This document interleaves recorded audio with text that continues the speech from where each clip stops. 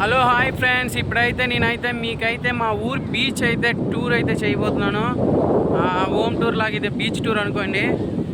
ఇప్పుడైతే మనమైతే బీచ్కి అయితే వచ్చేసాం ఫ్రెండ్స్.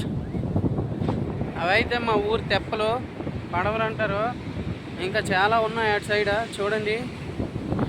ఇప్పుడైతే మీరందరూ ఆసక్తిగా ఎదురు చూస్తున్న బీచ్ని అయితే ఇప్పుడైతే మీకైతే చూపించేస్తున్నాను.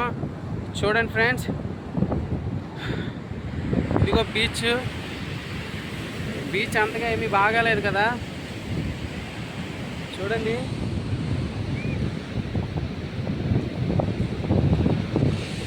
బీచ్ అయితే దరిద్రంగా ఉంది. ఈ మధ్యన అయితే ఎక్కువగా వర్షాలు పడడం అయితే బీచ్ అయితే చాలా చండాలంగా మారిపోయింది.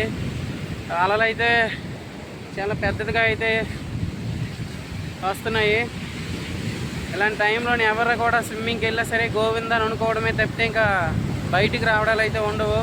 దయచేసి ఇలాంటి టైంలోనైతే బీచ్ని అయితే ఎవరు విజిట్ అవ్వకండి, చాలా రిస్క్. ఇలాంటి సమయంలో అయితే లోన కొట్టుకుపోవడం తప్పితే బయటికి రావడాలు ఉండవు. చూసారా ఎంత ఉప్పొంగిపోయింది. ఇంక ఈ మొబైల్లోనైతే సరిగ్గా కనిపించట్లేదు, కానీ బీచ్ అయితే చాలా ఉప్పొంగిపోయింది ఫ్రెండ్స్. చాలా అంటే చాలా దారుణంగా కూడా ఉంది.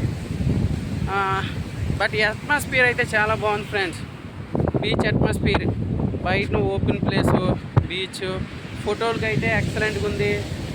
వాకింగ్ చేయడానికైనా, జాగింగ్ చేయడానికైనా, ఎక్సర్సైజెస్ అయినా చాలా అంటే చాలా బాగుంది. కెరటాలు చూస్తూ సముద్రాన్ని చూస్తూ ఎంజాయ్ చేయొచ్చు, పర్లేదు చాలా బాగుంది. బట్ ములగడానికి అయితే ట్రై చేయకూడదు, కొట్టుకుని వెళ్ళిపోతారు. దయచేసి అలాంటివి పెట్టుకోకండి. మీ ఊర్లు కాసి కూడా ఉంటాయి బీచ్లో, అలాంటివి అయితే పెట్టుకోకండి, దెబ్బ అయిపోతారు. ఇంకైతే మేమైతే ఇక్కడ సరదాగా నేను బీచ్ చూడడానికి వచ్చాను ఫ్రెండ్స్. వ్యూ అయితే ఎదిరిపోయింది. ఇన్ని రోజులు వర్షం పడడం అయితే ఈరోజు అయితే పెద్దగా ఎండ ఏమీ ఎక్కలేదు, కానీ కొద్ది రోజుల ముందు అయితే ఎండలు అయితే ఎలా ఉన్నా మన అందరికీ తెలిసిందే, చాలా దారుణంగా ఉండేవి. వర్షాలు పడడం అయితే ఎండలు అయితే కూల్ అయ్యాయి ఫ్రెండ్స్.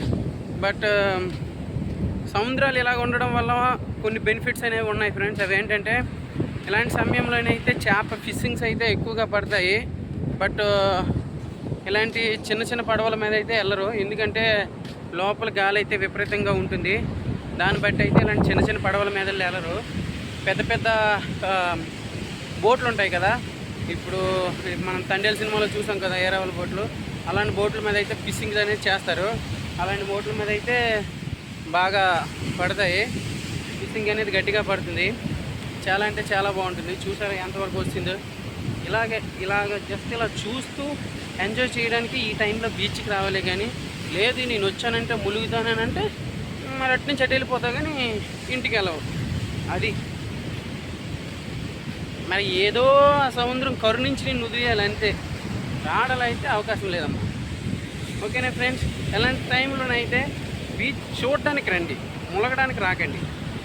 ఎక్కడికైనా సరే. నేను వైజాగ్ వెళ్ళాం, వైజాగ్లో కూడా యాజ్ ఇట్ ఈజ్ ఇలానే ఉంది.